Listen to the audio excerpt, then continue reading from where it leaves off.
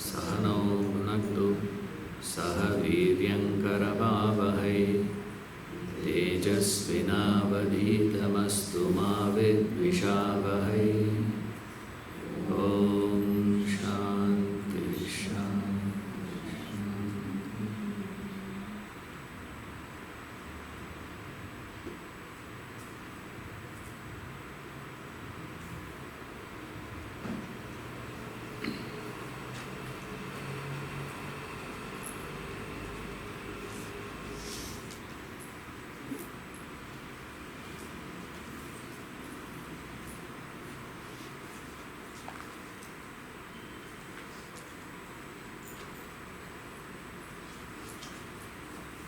How God relates to you is directly dependent on how you relate to God. What you are doing.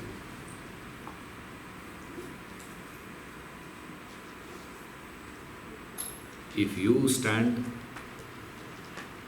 in front of the echo point and shout, I love you, the whole valley will reverberate. I love you. If you stand there and shout, I hate you, the whole valley will say, I hate you. Valley by itself will never say anything. It will be quiet. It will be silent. Similarly, how your life is, you see, is dependent on how you are, what you think, how you act, what sort of emotions you entertain, what sort of thoughts you entertain, all that defines your life. If you are going to be believing that my security, peace, happiness, joy is going to be from the world, then God stands there and says, witness.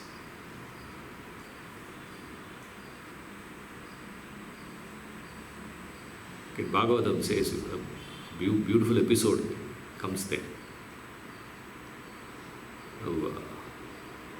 Krishna came for his lunch.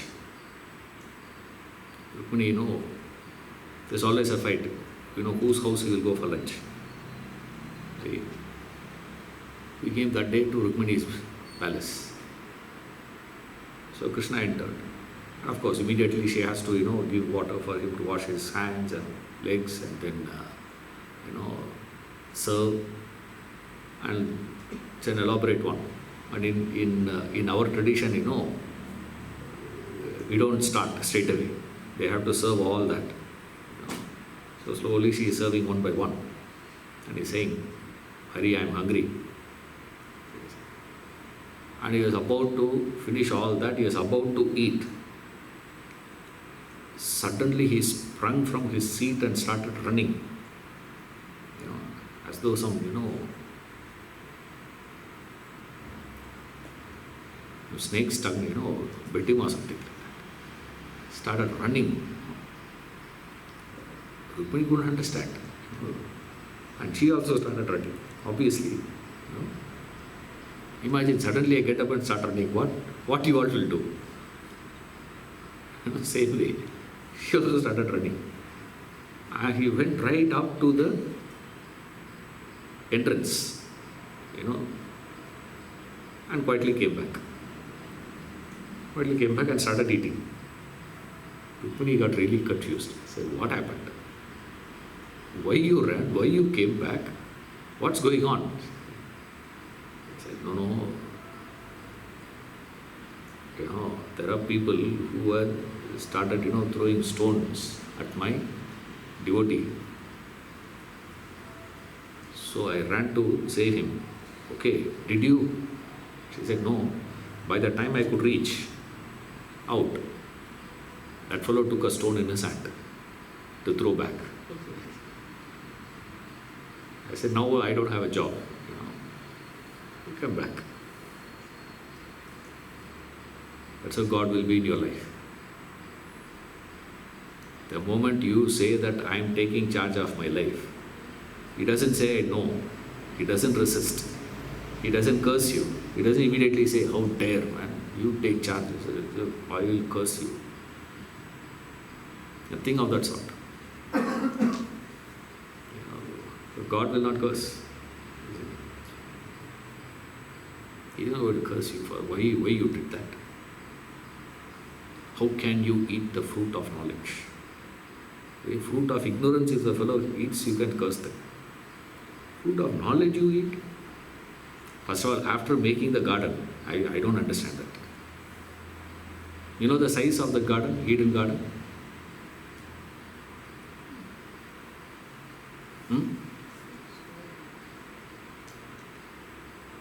Size of Eden garden.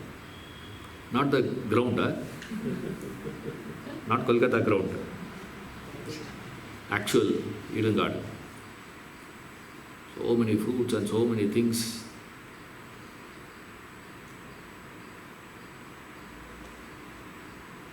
Basangudi, Jayanagar, JP Nagar put together will be the size. Right? There are so many, trees are there, so many things are there. Correct. Unnecessarily he planted the thought. Imagine there is a tree of knowledge. Right? One of the tree. There is only one tree. Not that there are so many trees. In between there is one tree. Apart from that, there are so many other trees. Right? Unnecessarily he calls this Adam and Eve. Says, see that tree, that you should not eat. Imagine if the fellow would have kept quiet. Right?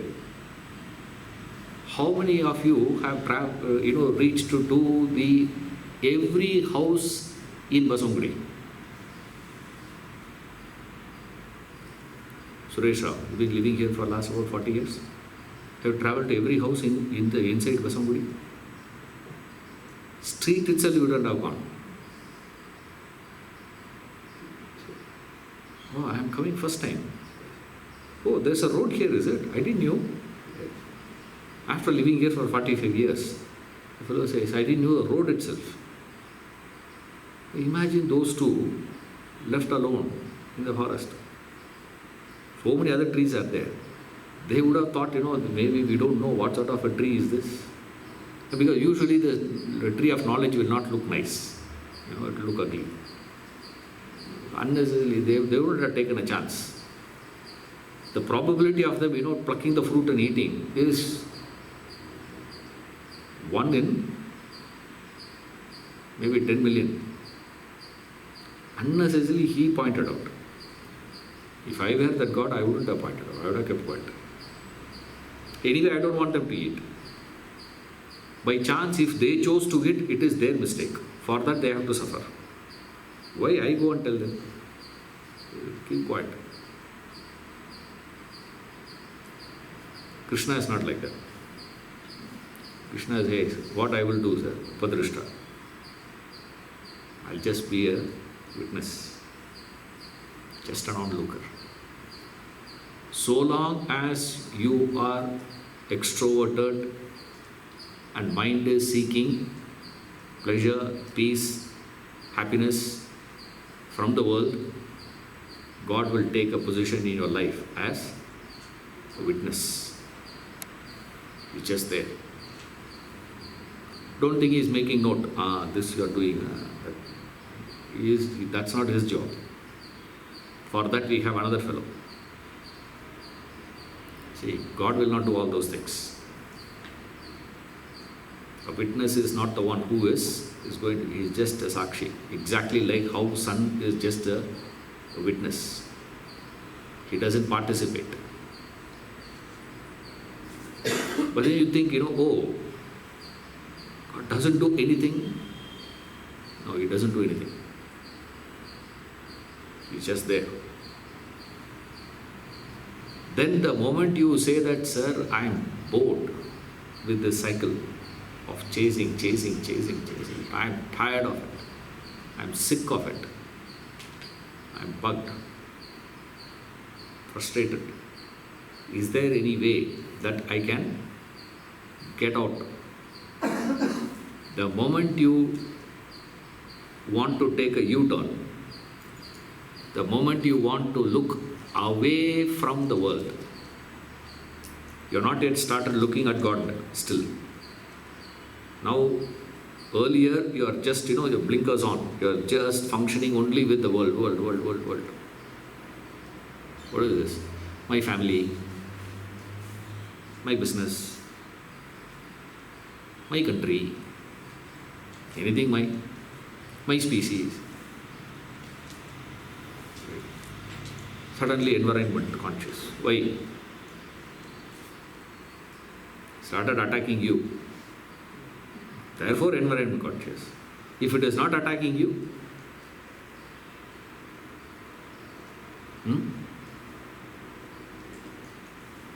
imagine oxygen were to be available, another 25% extra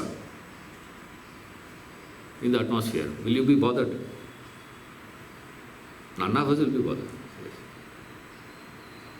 We will start going our own way. Petrol. Imagine petrol were to be available like earlier we used to say water. Now we can't say that also.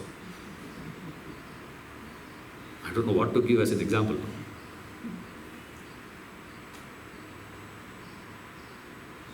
Some places they say, sir, we have put the borewell, 1,000 feet. You have to go 1,000 feet below to take water, not petrol. I said, little more you go, you will get petrol. So much. It's unbelievable. Since it started attacking us, we have started thinking, oh my God, we should be environment conscious. Remember, when everything is going fine in your life, at that time what you are doing matters. You see, when we say God becomes the next position, Anumanta, when life is going fine, your family is fine, your business is fine, your health is fine, your wealth is fine, everything is going smooth. Whatever venture you start is perfect, only profit. There is no loss at all. And you have fantastic kids who listen to you. In fact, they seek your advice. You think something wrong with the kids,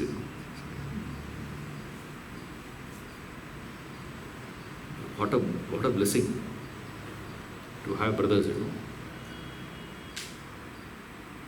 See, in Ramayana, Rama also had fantastic brothers. Ravana also had fantastic brothers, remember.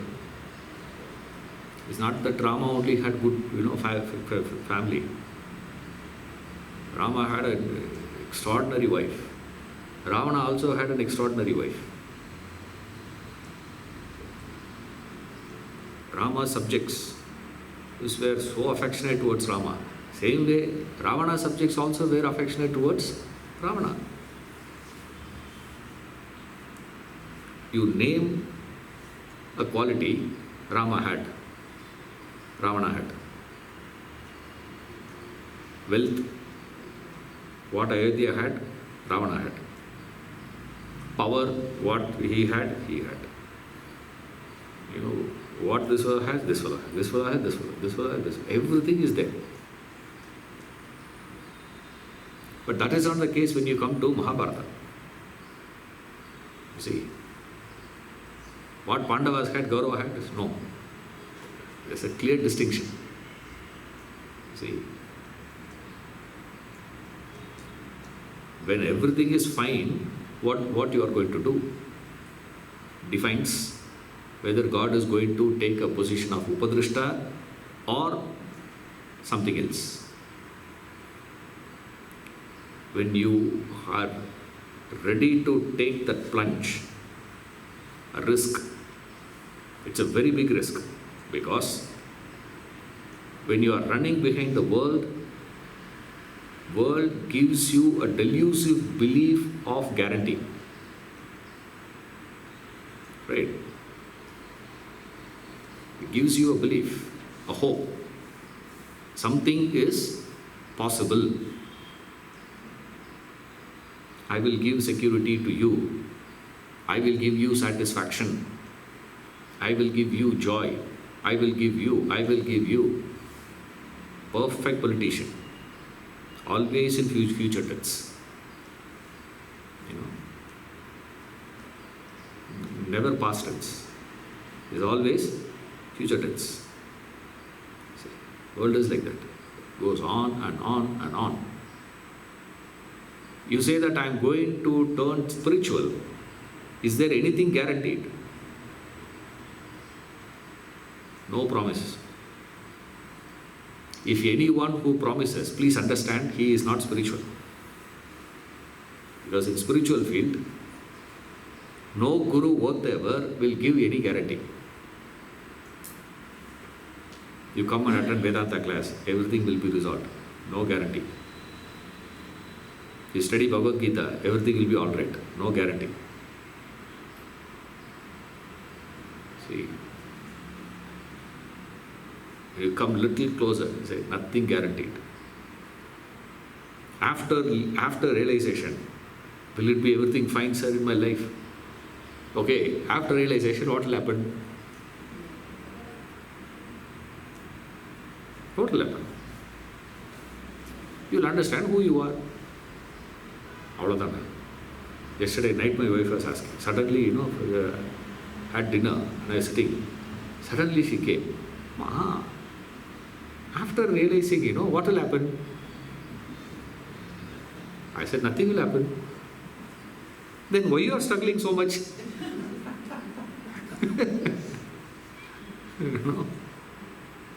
Her problem is, if I struggle alone, no issues.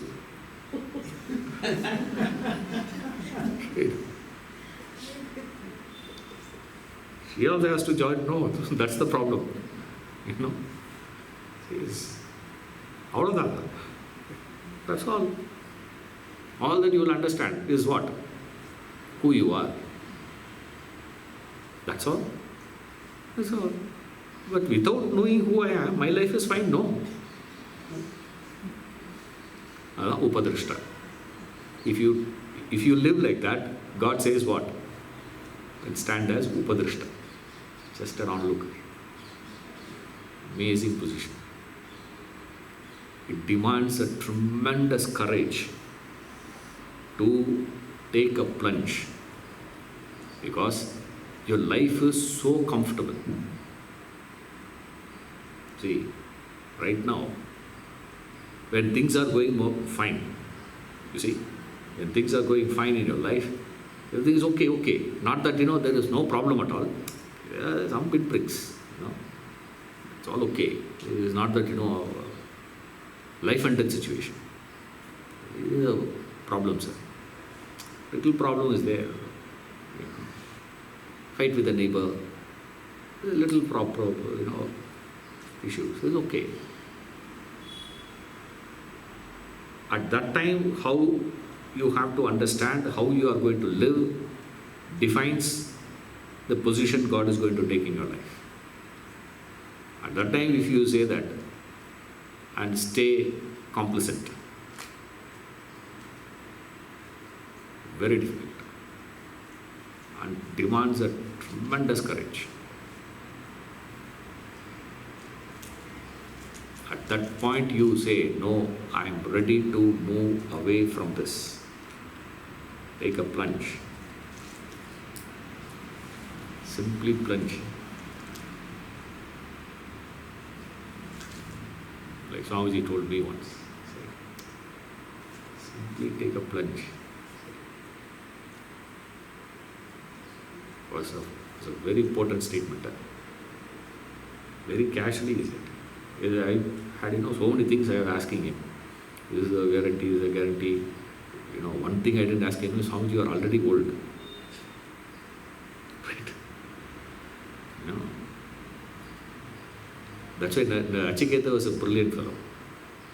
He straight went to Lord Yama to teach. You see, you go to other fellows, risk. Lord Yama, he took Lord Yama as a guru. He said, you are my guru. Two things guaranteed. Nothing will happen to that fellow till education is over. And nothing will happen to him also till education, because guru will not, even if the time has come, either he will finish the teaching well in advance, or he will extend his life. Guru will not leave, halfway. So Nachiketa, brilliant. He took a choice like that. We are not like that. I was asking him, what about this, what about that? After 2-3 things, he said, "Dad, simply plunge. Simply take a plunge. That's all." I said, okay. The moment you say that I am ready to take a plunge, then instantly God changes his position. Now he is no longer Upadrishta. Now he takes a position of Hanumanta. Superb word. He says, the one who is a permitter, allows you. The moment you turn towards the higher, it starts allowing. What is the starting of allowance? Means when you are living a life of materiality, sensuality, extroverted, worldly, there is always the pricking of conscience in you. Something will inside you will go on saying, this is not, this is not, this is not, this is not. The moment you turn towards the higher, the conscience pricking stops. And that is what is referred here as Hanumanta. You see, don't literally think, God will change suddenly. No. The entire connect, the whole life pattern of yours will change. What is the change in this? After that, you will be so clear in your conscience. You see, you cannot do anything wrong after that. It's impossible to do a mistake in life, a wrong action in life, a wrong thought in life. You cannot entertain. You lose that capacity. The moment you turn towards the higher, after that, nothing wrong. See,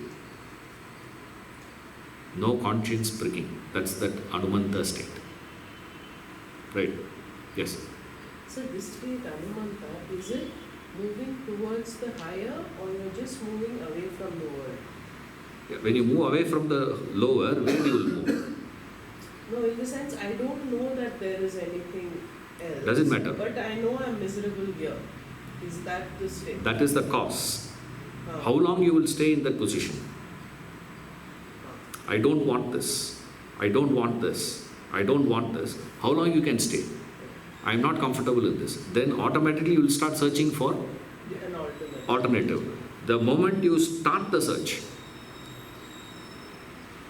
right? Many of us also have the thought of, I am not comfortable, sir. But you don't start anything. You see, you're not comfortable, but I don't know what to do. Therefore, I am continuing. Many of us take that position. Rare indeed is the one who says, no, I will move in another direction. The moment you move in the opposite direction, now you are moving towards the lower. Next direction only you have is higher. The moment you start, you don't have to even start actually. You turn your vehicle, take a U-turn, that's enough. Instantly the whole thing changes, exactly like tailwind and headwind. The flight which is moving headwind, extra half an hour. Tailwind, less. Why? It's fuel saved, time saved, energy saved, effort saved. Tailwind is very comfortable. Moves. See. Similarly here, the moment you turn, instantly the resistance goes away. That resistance going away state is what is referred as Anumanta. It takes a position of Anumanta, permitter. No resistance. And then you continue the journey. You have taken a U-turn. Sometimes again you will take a U-turn and go. No. You have taken a U-turn and you are continuing. When you start continuing like that, then he takes a next position as Bharta. Then a positive support starts coming. Anumanta, no positive support. Negative resistance goes away. Right? Next position, Bharta means the supporter. Now there is a positive support coming in. Another difference. Upadrishta, witness. Anumanta, negative support. Equals no resistance. Right? Then Bharta, a state where there is a positive support comes in. Yes. When you say no conscience, does it mean that he knows that the world can't offer him happiness? That he has understood earlier. Then so what do you mean by no conscience? Because he is not a glow. So how can his conscience not pick him? No, conscience pricking will happen depending upon the direction that you have set for yourself in life. Not with reference to unit action. Now, we have a very wrong understanding of conscience. You see, many of us will say, oh, my conscience is pricking, I made a mistake. That's not conscience. 99% of the time when you say, my conscience is pricking, that is not conscience. What is it, sir? From birth, I have been a vegetarian. Okay? One day, I eat non-veg. I will come back and say what? Oh, my conscience is pricking me. Right? Is it conscience? Social. It's a social practice. Guilty. Social will have, that's a guilt, correct. Coming from where? Habit. Likes and dislikes. Vasana. Vasana plus thought. Vasana plus thought. Your past conditioning. That's all it is. You're conditioned. I am conditioned in one way. Suddenly I execute an action different from my conditioning. That I will call as what? Conscience. Is that conscience? Or that is coming from your conditioning? It's coming from your conditioning. If you have been conditioned to have non-veg, will you? Then another person comes and says, sir, in non-veg, I eat this, but that I will not eat. And by mistake, one day he eats that. Then what happens? Depending upon your conditioning. You see? So when you are conditioned in a particular manner, you act different to that conditioning, you will say something pricking. That pricking is what you believe as conscience, which is not true. Because this is still worldly only. You see? It's just that. That you can use many words. But I prefer the word conditioning. That's not conscience. It's not that your answers are wrong, okay? Correct answers only. My preferred word is this. When you act different to your conditioning, that's all it is. Which you can call as habit, which you can call as likes and dislikes, which you can call as your desires, which you can call as whatever. But then you have acted a way which is still worldly. Where is conscience here? One. Second one is, conscience will pricking means what? Conscience will show only the direction. Conscience will not prick. Remember, the example we have given several times this. Conscience is like a compass. Right? It's like a compass. It will point only to one direction. That compass will not tell you this is not north. You're all with me? Hey, this is not north, man, this is south, this is east, this is southeast. Your compass will not point what is not. Compass will always show what is. So the terminology, conscience pricking itself is a wrong terminology. Right? You're all following me? Conscience pricking. It will not prick first of all. But then from where we got the title, from where we got the terminology, conscience pricking.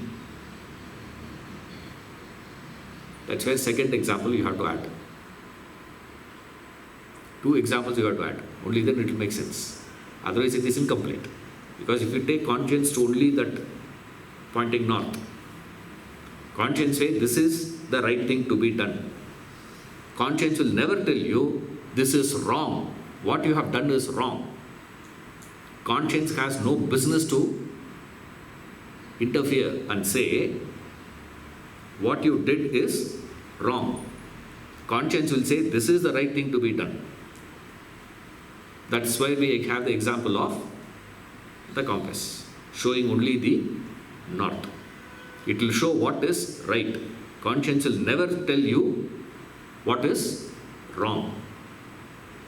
Then from where but we do feel, no? What is that? Second example you have to add. The example of this Shruti, classical music. They play that Shruti. Shruti will go on, will go on, will go on. If there is any change happens in the Shruti, what happens to the singer? He gets disturbed. See? So as long as your actions are moving in alignment with the higher, no issues. Okay. When you have not aligned with the higher, then only, which means conscience will prick who? The Shruti Veda will disturb who?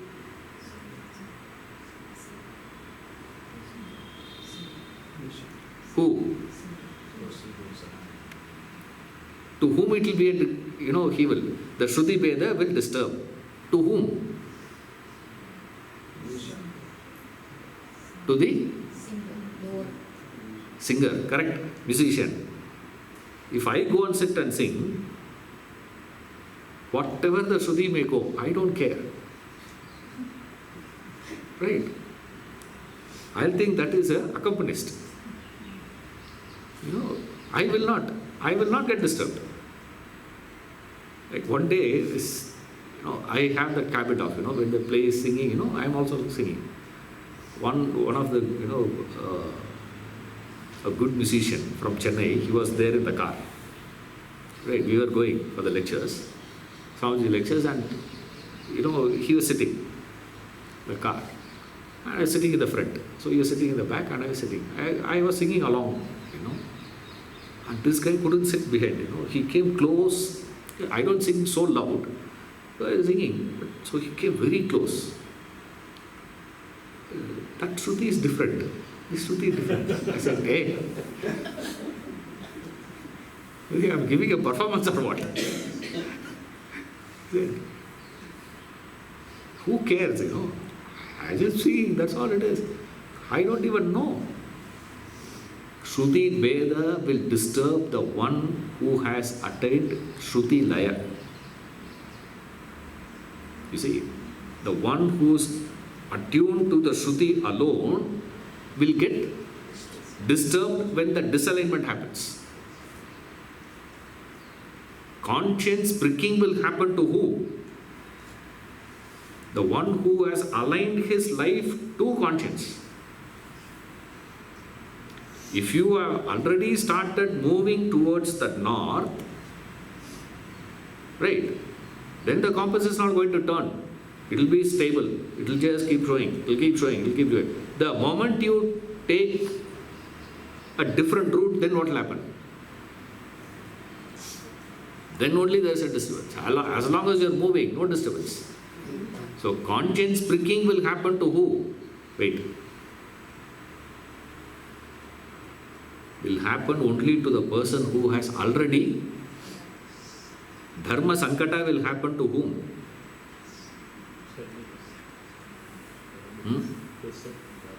Dasaratha had Dharma Sankata. Do you ever experience Dharma Sankata? Huh? Our choice is not between higher and lower, sir. Choice is between two bad. Who is less corrupt, who is more corrupt at this point of time? You elect that person. And then that fellow proves you are wrong. You made a wrong choice. I am having a greater capacity to corruption. So what do you do next time? Here, where is conscience? That's why we say conscience pricking, Dharma Sankata and all those things. Dharmavan only will have Dharma Sankata. Yudhishthira had Dharma Sankata. Now what to do? Right? Because between two higher, there is a problem. This is also Dharma, that is also Dharma. Now what to do? Like Rama had that Dharma Sankata. Vishwamitra came to Dasaratha asking for Rama's assistance, saying what? I am doing yajna in the forest. There are two fellows. Two asuras are coming and disturbing my yajna. I need Rama to come and protect. Kill them. Protection in the sense what? Kill them. That's all it is. Vishwamitra never referred Tataka's name. In Dasaratha's palace. And then Rama, Lakshmana started walking. All along they're walking. So many stories he keeps telling them. You see, they're tiring, no? So how to keep them engaged? Young boys, you see, how to keep them engaged? He tells them so many stories. It's a long one. Huh? Most of the time you don't pay attention to the original.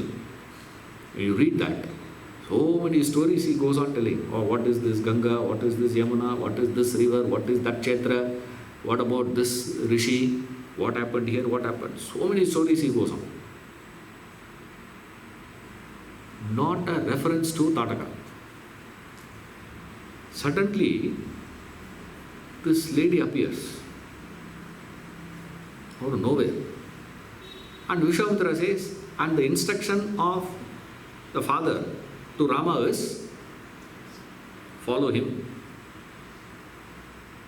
That means what? Now he is your teacher. He is your guide. So whatever he says, do. What he bids you to do, you do. Now, Vishwamitra is saying, kill Tataka. Right? Now what is he supposed to do? Shoot. But then, his guru, Vasishtha, had taught him, there are few people on whom you are not supposed to shoot arrows. You are not supposed to kill them.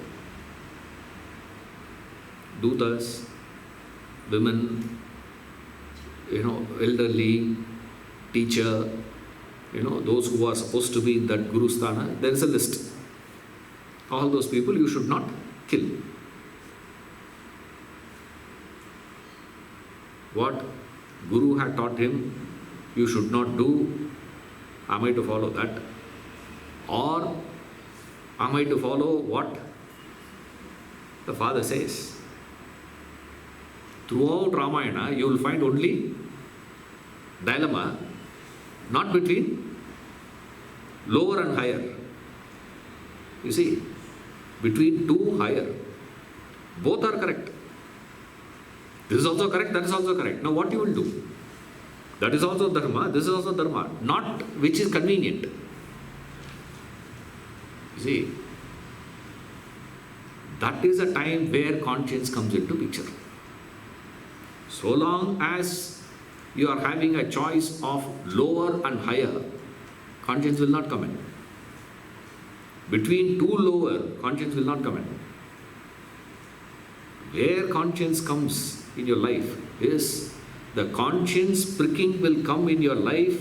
You will start registering the pricking of conscience only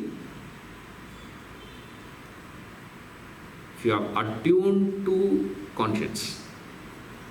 You have started aligning your life, your actions, your emotions, your thoughts, your beliefs, your values, your likes and dislikes. Everything should be in alignment with the conscience. Aligned to the higher, aligned to dharma. Then if you move away, pricking will come. You see? So conscience pricking will happen to whom? So does it mean conscience is not there for all of us? No. Conscience is there in every one of us. But then why we are not able to experience it, why we are not able to, is only because the voice of conscience is so subtle, singular. The noise of your mind is so heavy, drowns the voice of conscience. The noise of the mind drowns the subtle, feeble voice of conscience. That doesn't mean the conscience is not there in you. It's there in everyone. No exception. But who will register it? Like you are able to hear me because all of you are quiet. Imagine all of you were to be speaking. And I also speak. You can't hear me. That doesn't mean I'm not speaking. I'm still speaking. But you can't hear me. Only when you are silent, you can hear my voice. That is the conscience. The mind should be silent for you to register it. That doesn't mean conscience is not functioning. Conscience is still functioning. It is still wobbling. It still says, that's not the right thing. You are not in the right direction. It is experienced. But who will experience it? Two conditions are required. Number one, you should have attuned to that. Only then you will see the disturbance. If you are not attuned, you will never register. Second one, the voice, the noise of the mind should be subdued. Only then you will hear the voice of conscience. Till then, whatever you are hearing is not conscience, it is something else. You see, so don't say conscience pricking. None of you don't have to worry about one point in life. Right? You can be comfortable. Conscience you will never hear. Relax. But then God will be in your life as what? Upadrishta. Just stand as a witness. You turn Hanumanta. You start the journey, Bharta. Support comes. Yeah. You said the conscience is not applicable for unit actions, right? But all our actions are unit-wise. Yeah. So what Actions will happen unit-wise, but all those actions has a direction, no? Isn't it? It's not unit, it's the direction. Conscience thinks, works in terms of direction, not unit. One day unit action will be speaking. One day I'll say no class.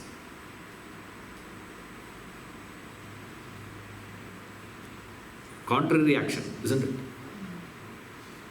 Correct. Contrary. One day you say yes, it's raining, what to do?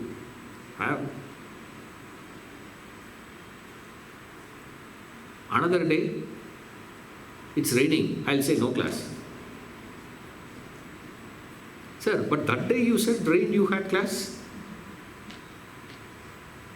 But now you say no class. Right. I will look absolutely fickle. A fickle-minded fellow. That's why, once a week you meet, no issues. You'll think, wow, fantastic year and all that. You come and stay, you will know. Opposite. But it's not taking class or cancellation of a class. Both doesn't make any difference. As long as this and that is moving in that direction. Direction matters, not unit actions. You start the journey, experientially I can tell you, support comes from unbelievable.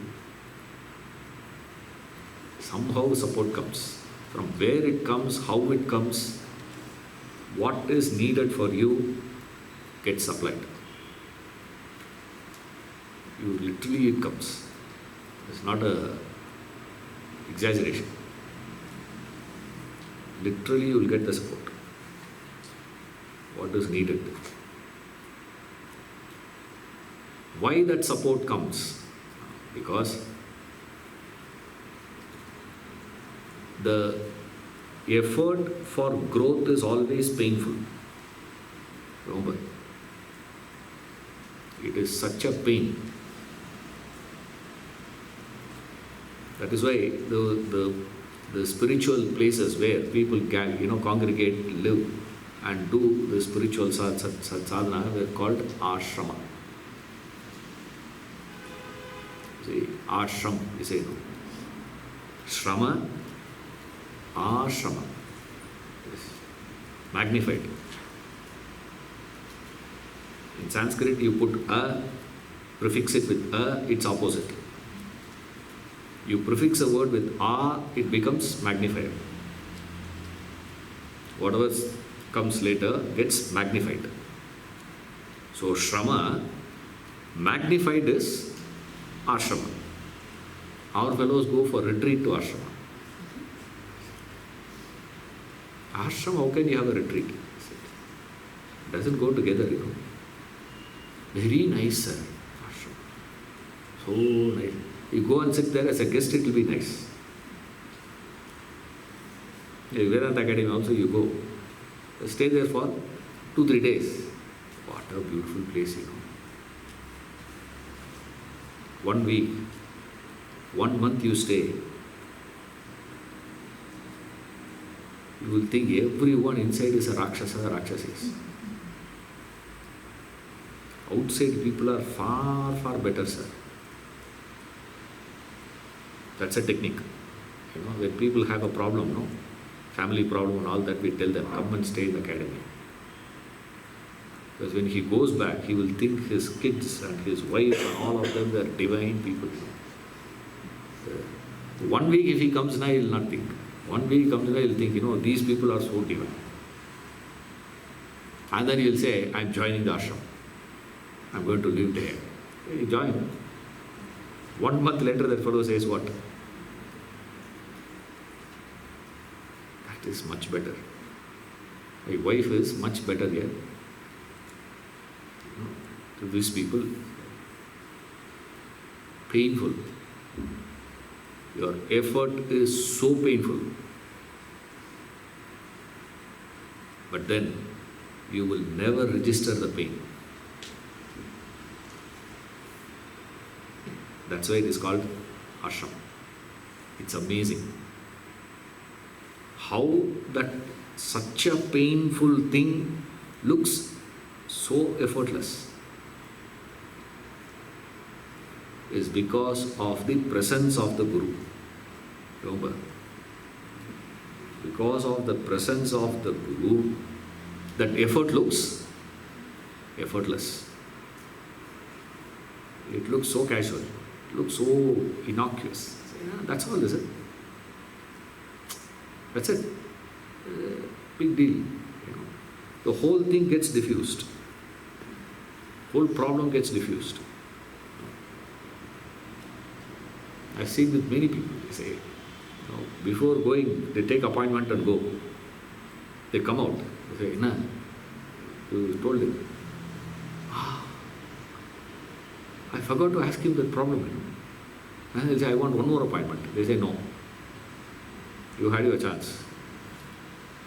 Why?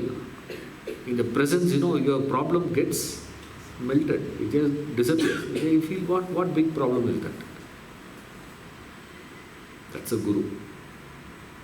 See, in his presence, all that painful effort of yours for growth, I meant, you put that spiritual effort, it's so painful, so challenging,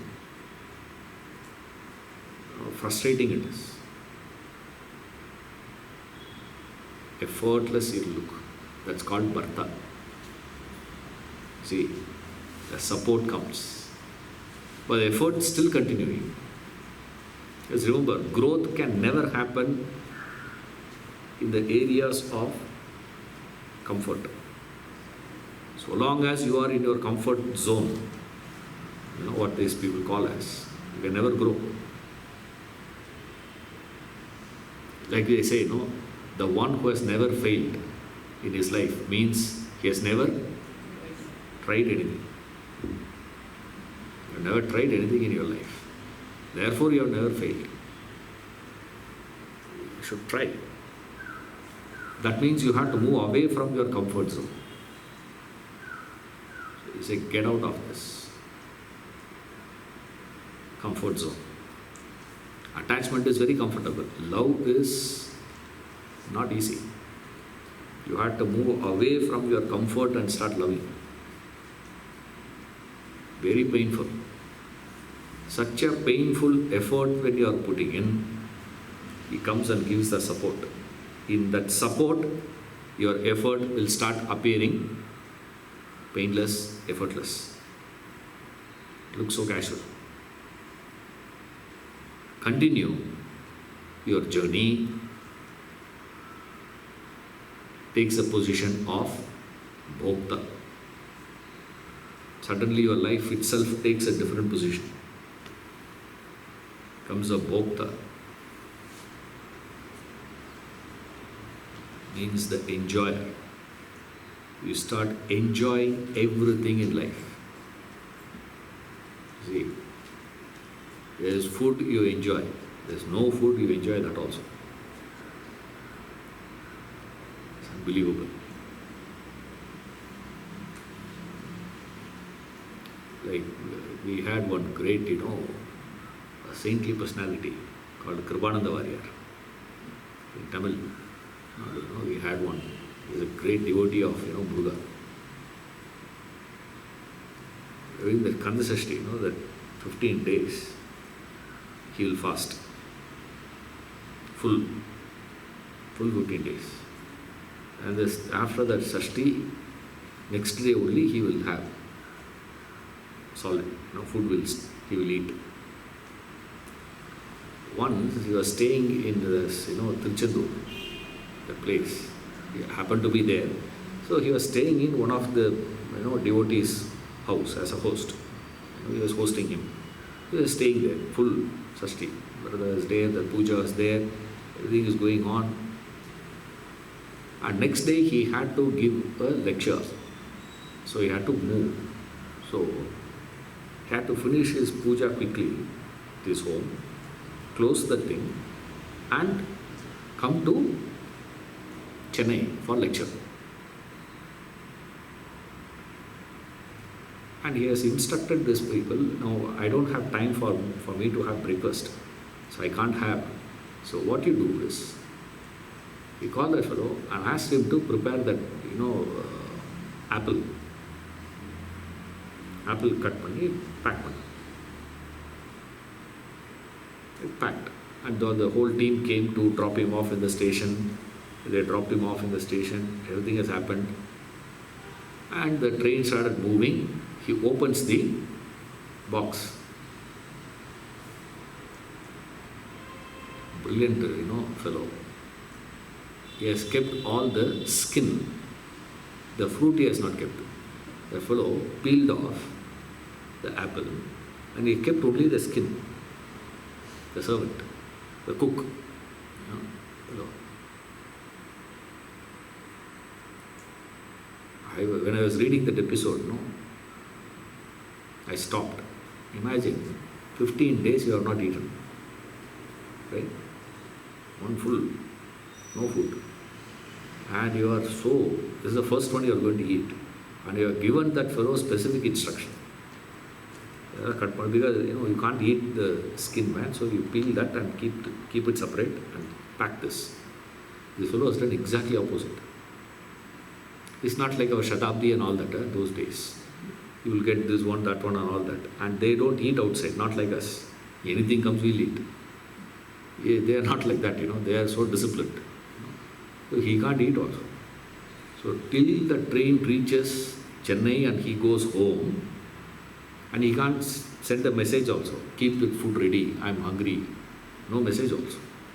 He has to go home and tell his wife to cook, and then she will start cooking to eat.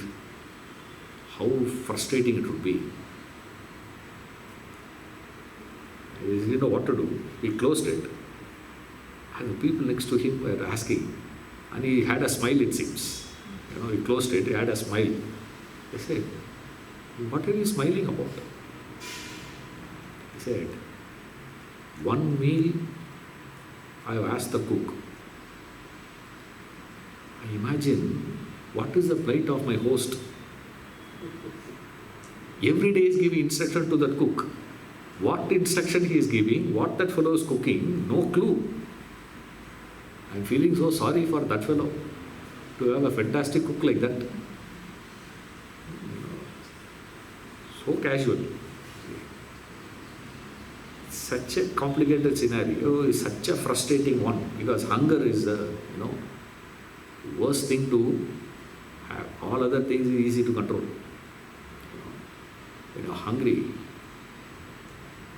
everything will disappear. Your shame will disappear, your knowledge will disappear, everything will disappear when you have hunger.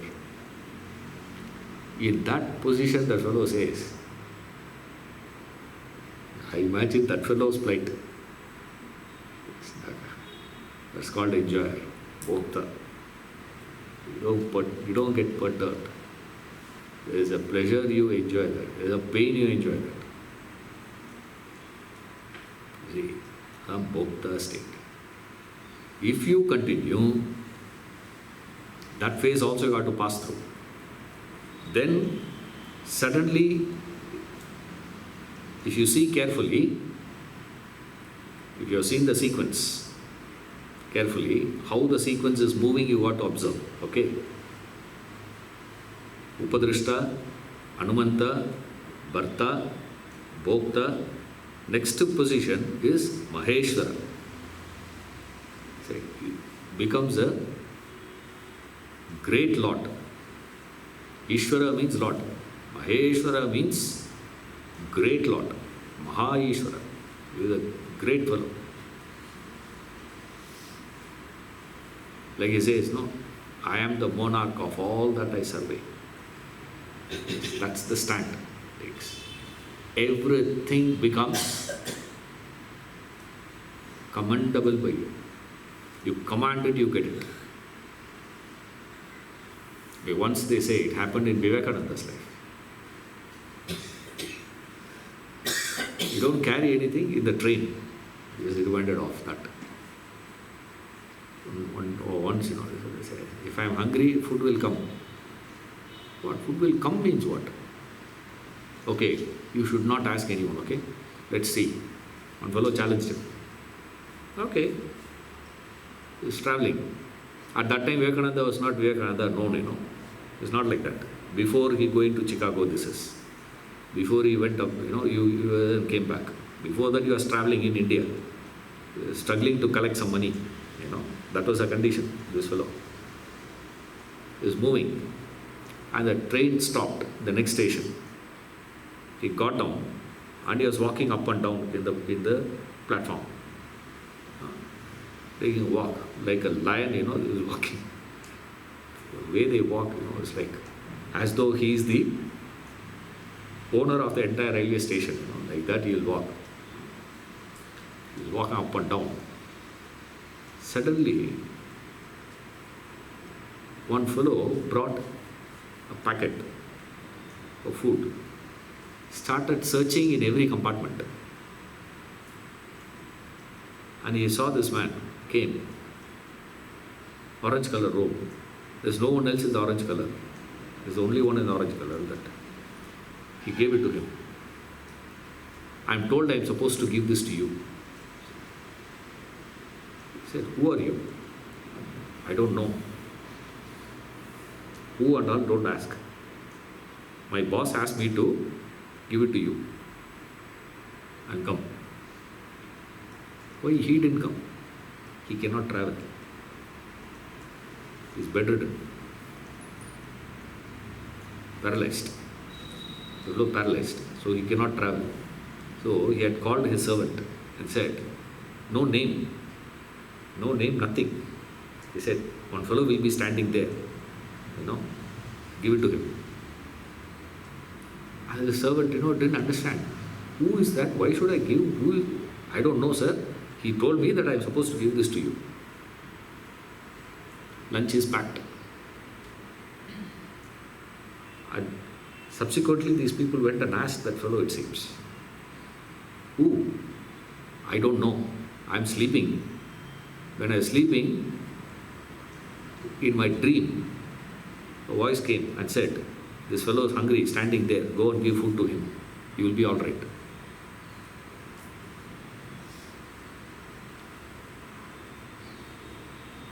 Whether you call it as coincidence or you call it as exaggeration or you call it as a fact, I don't care. You can call anything. You can interpret it as simply these people, It also happens, The followers always have that way of exaggerating things. You can call it anything. But then it's amazing to see. I'm not giving my personal experiences. These things you should be, given as a personal experience. Maheshwara, the Lord. You get it. You transform yourself. Like when Satan tempted Christ with all the three worlds, he said, get thee behind. You follow me, I will make you man. That's the power you have. That is like Maheshwara. The whole world. All the three worlds. Yours. In your command. continue further, what happens? Becomes Paramatma. You become the self. And what is the nature of Paramatma? The Sakshi. So finally, where you land? Upadrishta. You see the cycle. Starts as what? God, Upadrishta. Then Anumanta. Then Bharta. Then Bhokta. Then Maheshwara. Then you become Paramatma. As Paramatma, what you will become? You will become a witness. So what is the cycle? If you carefully follow, Upadrishta far away, Anumanta little connection, not positive connection, negative connection. Then Bharta positively linked, Bhokta inside, Maheshwara deeper, Paramatma, you become the self. Now the confusion we will have is, sir, whether we are moving towards God or God is moving towards us. You see that? This verse is an amazing verse. It's a beautiful verse. This is. How the whole movement happens.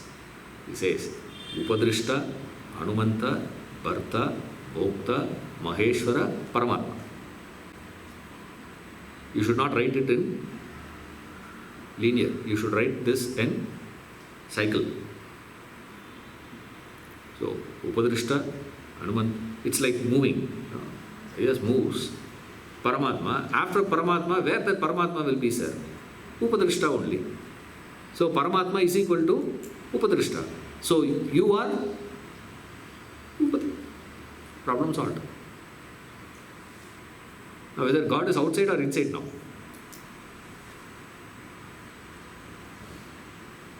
Again, we start the discussion. Depends on Sahana, Sahano, we have to start the class again. See, superb sequence. What is God? What is the relationship you have with God? Fantastic sequence Krishna gives. Yes. Upadrishta, Anumanta, Bharta, Bhokta, Maheshwara, Paramatma. Again, what's that? Paramatma equals Upadrishta. Therefore, Upadrishta, Anumanta goes on and on and on. Beautiful one, it says. See you next class.